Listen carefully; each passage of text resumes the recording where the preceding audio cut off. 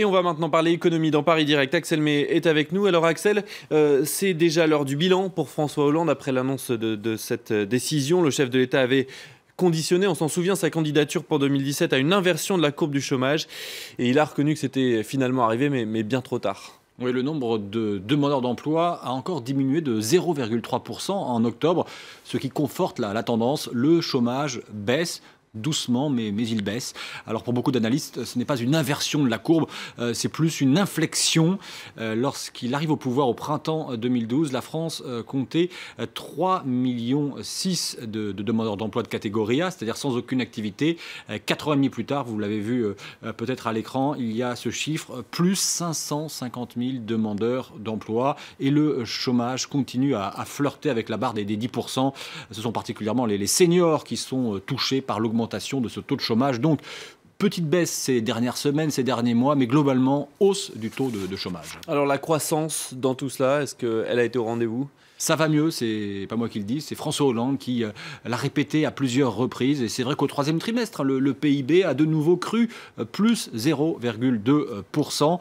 Mais cette croissance a aussi stagné. On a même eu des récessions durant le quinquennat de François Hollande. Et plus d'une fois, le gouvernement a dû revoir ses prévisions. L'engagement de ramener le déficit public sous les 3% n'est pas encore atteint. Et ça paraît peu probable qu'il le soit d'ici 2017. Bref. Il y a eu des signes encourageants, mais le chômage et le déficit public restent deux dossiers non résolus sous le mandat de François Hollande. Voilà pour ce bilan économique qui explique aussi cette décision. On passe à l'actualité économique maintenant en bref et en images. Et d'abord la naissance d'un premier groupe low cost, long courrier français.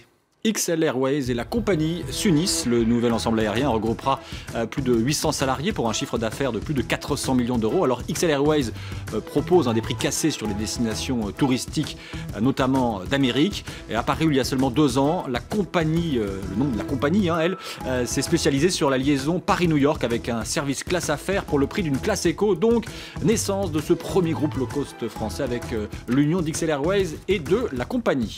Pendant ce temps-là, Air France fête son premier Dreamliner. L'arrivée de ce premier Boeing 787 est prévue aujourd'hui.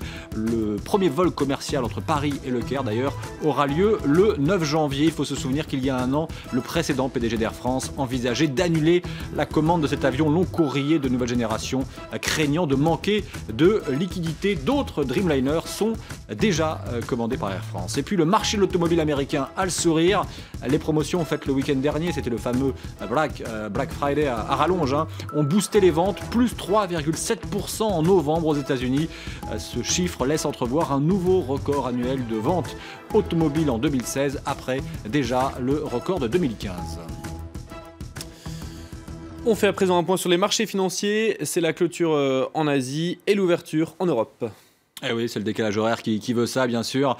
Et pour cette ouverture des marchés européens pour le dernier jour de la semaine, eh bien, le CAC 40 n'est pas très bien parti. Il est orienté à la baisse, moins 0,9%, moins 0,8% à Londres. Et puis en Allemagne, ça se maintient pour l'instant, moins 0,1%. En Asie, le Nikkei a fini en baisse, a priori en prévision de la publication tout à l'heure des statistiques de l'emploi pour le mois de novembre aux États-Unis. Moins 0,47% pour le Nikkei. Baisse à relativiser car sur l'ensemble de la semaine, l'indice japonais a gagné 0,2 points.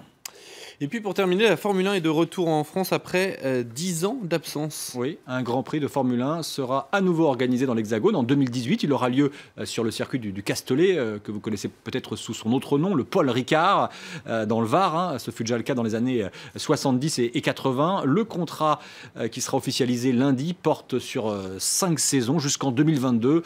On en saura plus donc lundi sur le mode de financement. A priori, ce sont les collectivités locales qui vont s'engager. Région Provence-Alpes-Côte d'Azur en tête.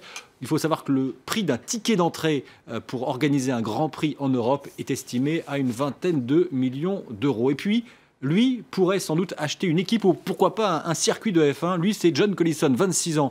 Cet Irlandais a cofondé une start-up qu'il dirige avec son frère aîné. Le nom de cette start-up, c'est Stripe. Elle est spécialisée dans le paiement en ligne et dans le paiement sur mobile. Et selon le magazine Forbes, John Collison est devenu le plus jeune autodidacte milliardaire du monde. Une récente levée de fonds lui vaut en effet de peser 1 milliard de dollars au minimum selon les estimations. Donc retenez ce nom, John Collison. Milliardaire à 26 ans. Merci beaucoup Axel May pour ce tour de l'actualité économique.